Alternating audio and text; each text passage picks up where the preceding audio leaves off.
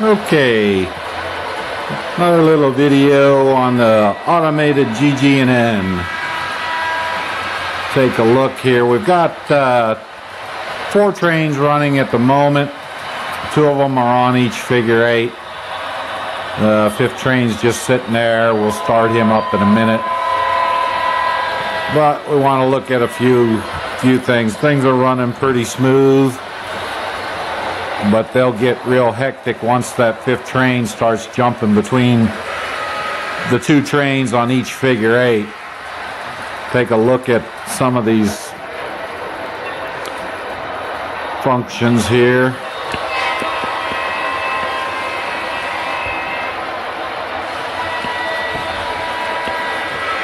There's a shot of the signals there. Train's coming around.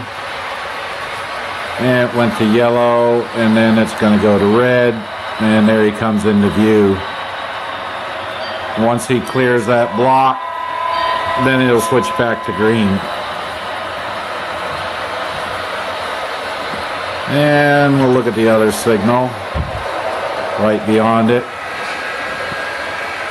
He's got the green light to enter the block. Now he's in the block, so it goes red. Another train coming up behind him. He's still got a red. Now it goes to yellow.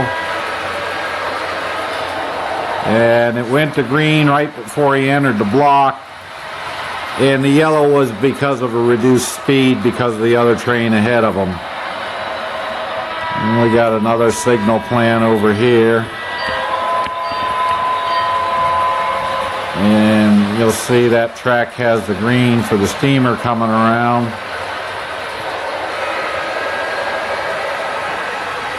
He goes into the block, and it's red in that block because he's in it. It'll change to yellow as he gets another block out, and then it'll go to green.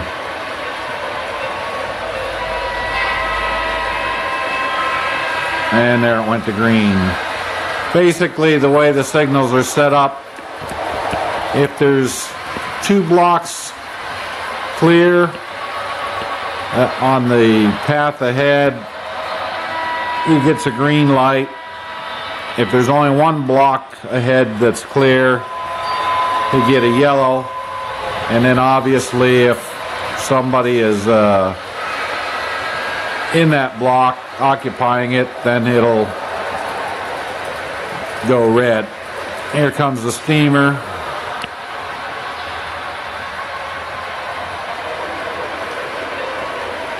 I don't know why his smoke thing's not working right. Normally it puffs out pretty good, but for some reason it's a little sluggish today. Maybe I put too much oil in it, I don't know. We got most of the grass done on the left-hand side of the layout. My next project is to work on the town area. Put the streets in, light all the buildings.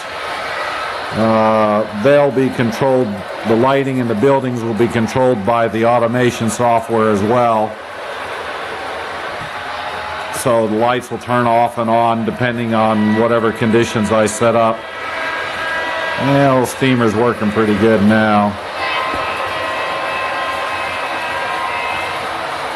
And what's controlling all that is, of course, train controller. And here's a little view of that.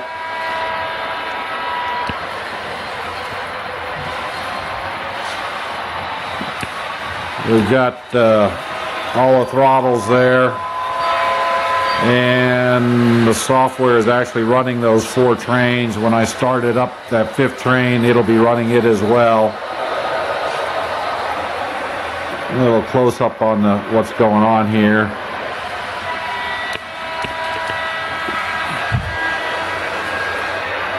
Yeah, if we can get it into focus, that would be nice. Doesn't want to focus real well.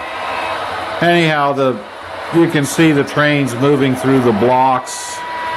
The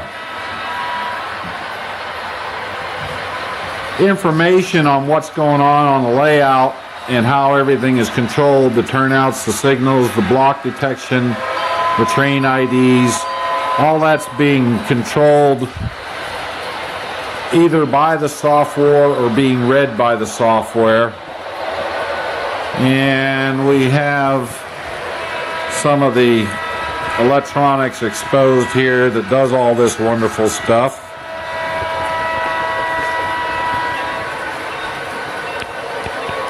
And you can see the cards there. Let me get the camera out of here.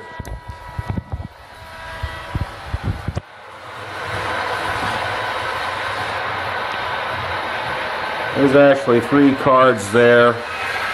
The one that's in the dark is the signal controller, and he also runs the turnouts. The card in the middle is the block detection, and the card on the right is the circuit breaker protection. Little white things hanging down are the transponding receivers for the train identification. There's 2 of these panels, one on each half of the layout, and then the cards themselves underneath the yard aren't on a panel, they're just underneath the yard. So basically the layout is broken up into 3 sections as far as the electronics and all the power distribution.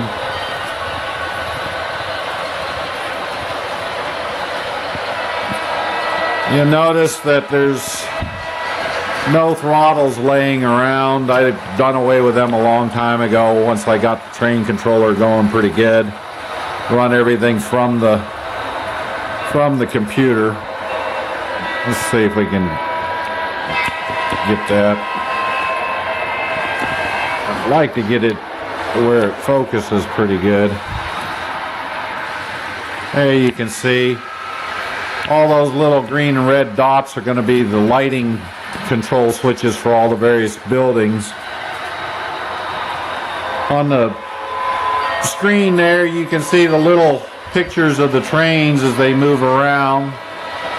They are actual pictures taken of the trains and then loaded into the software, so I can rearrange them any way I want, but I can just look at the screen and tell which train is which.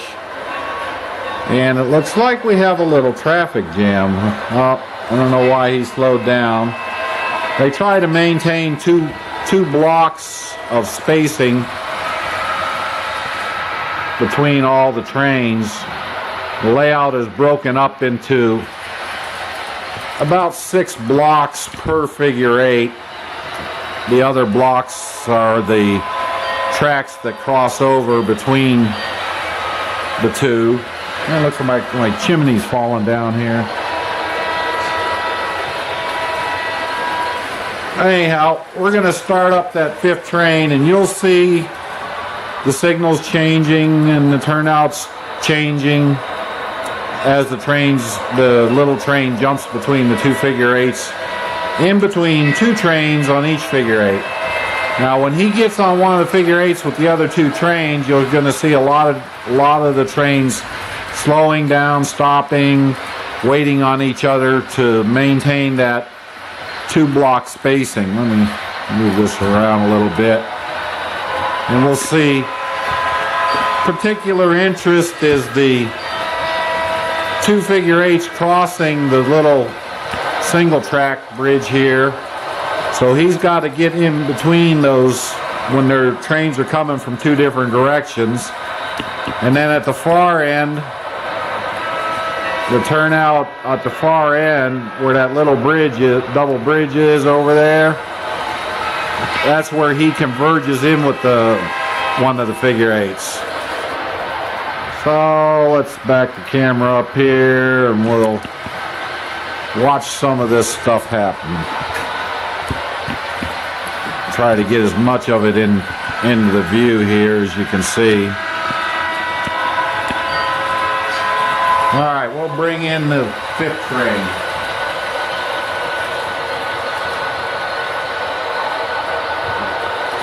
Right now he's got 2 stoplights, and there he goes, taking off. He made that passenger train wait on him.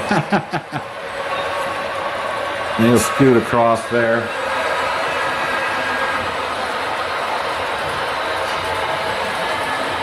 Now he's on the 1 figure 8 and chasing another train. He takes a slightly different route by the town. They sound their bells as they go by the town. The searchlight car's got a searchlight on. We'll turn that off.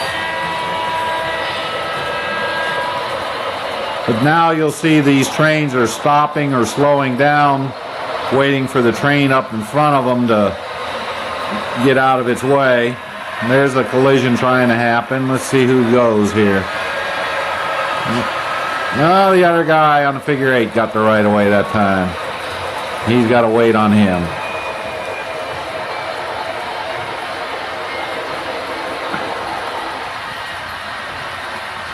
But you'll see the trains slow down and speed up because they're always trying to maintain a 2-block spacing between the other trains. And the passenger should slow down. Yeah, he got a red light on the signal. Little train, there he gets a yellow. Got to wait for that little train to get moving. Now the little train will come around the mountain and he'll jump on that little single bridge going across the rivers there. But you can see introducing that 5th train jumping between the other 2 on each figure 8 does make things a little hectic.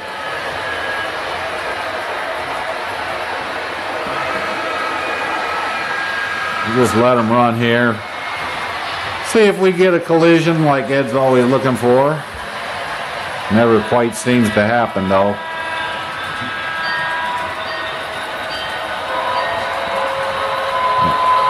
And they'll blow their whistles or horns if there's a train on that single trestle bridge there.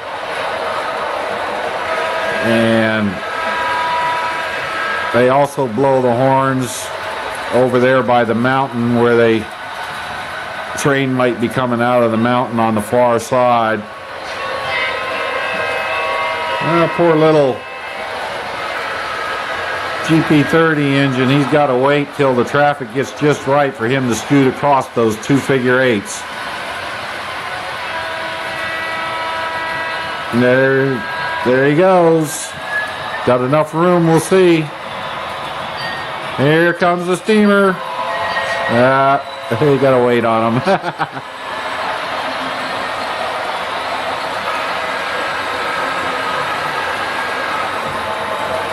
This layout is so small for this amount of train traffic.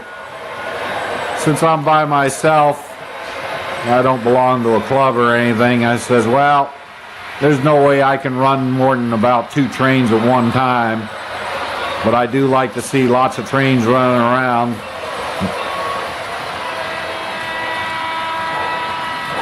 And steamer's got to slow down and wait for that little train to get on that spur track. There he goes. Just got to clear the blocks. Now we got a real traffic jam coming up here. Passenger train is too far. Yeah, he made him slow down. He gets the right of way. So it flip-flops around as to who gets the right of way.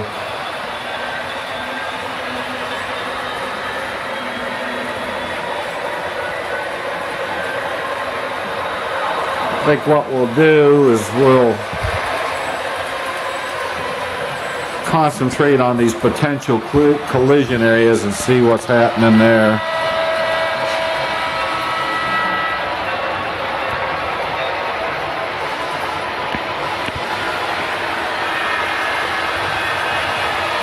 There he comes sneaking into view. There he goes.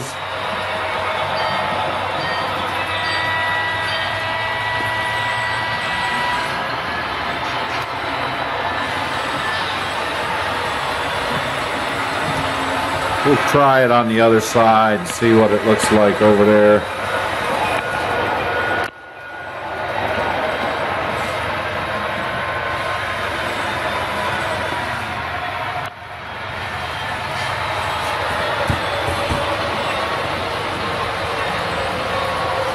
There goes the passenger train. The other one's coming out of the mountain. He'll come into view here in a second. And there he is. Yeah, he's got to wait on the passenger train. And then here comes the GP9. And he gets the right of way, and the GP9's got to wait.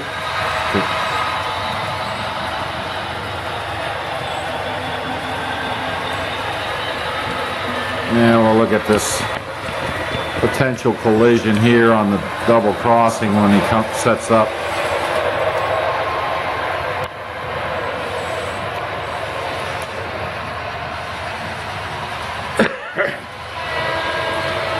All right, little train's going to be coming out of the mountain on the single.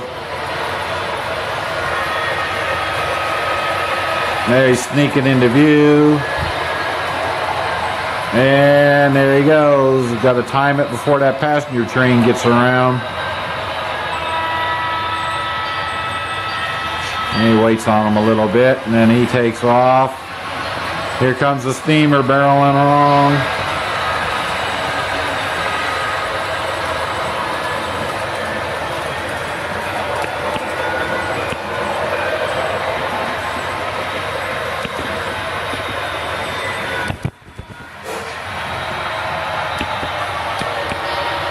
With this constant slowing down, speeding up, and stopping, there's no way this old human being could ever keep up with this madness. The only way to fly this thing is with a computer.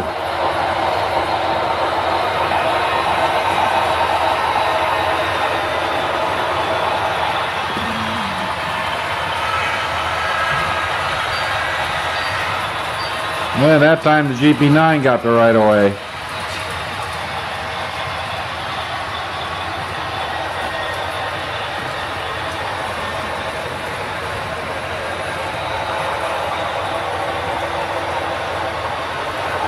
And there he goes, trying to get ahead of that passenger train.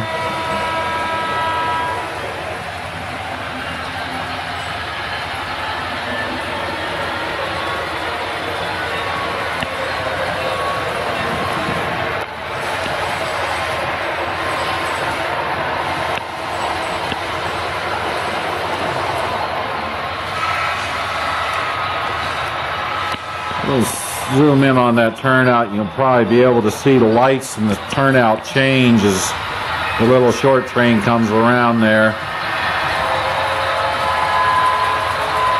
There you can see the lights.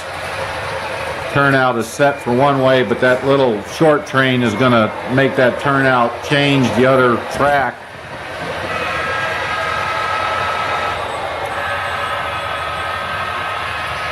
There comes the steamer, he goes that way. If you watch the turnout points, you'll see him switch for the other train as it comes around. And there goes the lights, there goes the turnout. And there he goes the other direction.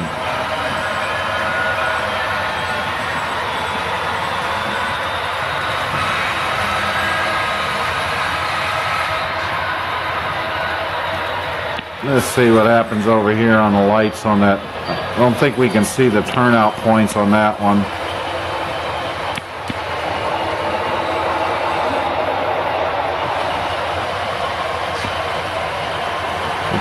There comes that little GP30, and he got the green light, and the passenger train got to wait.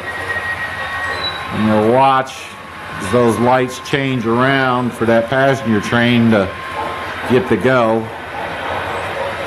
And there it goes, he got the yellow, he starts up, now he's got a green, and then it goes red because he's in that block. And then we've got GP9 coming around behind the passenger train, he gets a yellow, and then it goes to red.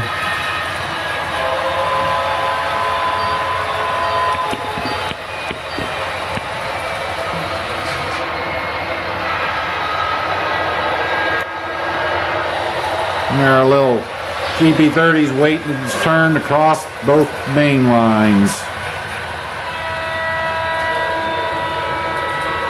And there he goes. And here comes the RSD 16. And we had to wait on him a little bit. But there's just no way I could keep up with all this if I were trying to do it manually myself.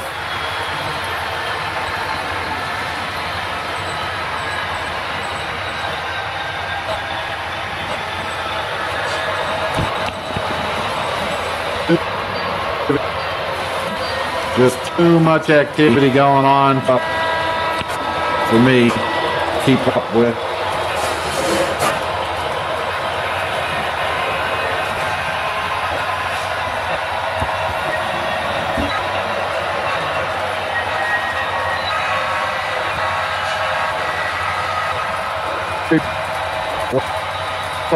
Everybody's stuck waiting on somebody to get out of their way. Got a major log jam right now. There we go. Now it'll start freeing up. Everybody had to stop and wait because you get things in a certain sequence and it all jams up. The RSD lost its command. Got a command from the computer to go, but the encoder in the locomotive did not take it. Uh-oh. We've got somebody derailed in a turnout somewhere.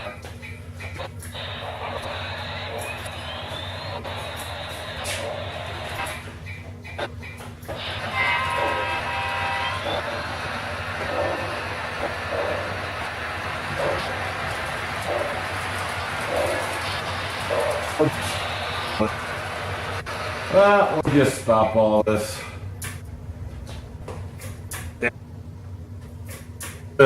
Shut it down. The RSD derailed in a turnout. It's a curved turnout inside the mountain there. Still got a little trackage issues to sort out. The curved turnouts on the crest of that hill inside the mountain are really tricky to get all functioning real well.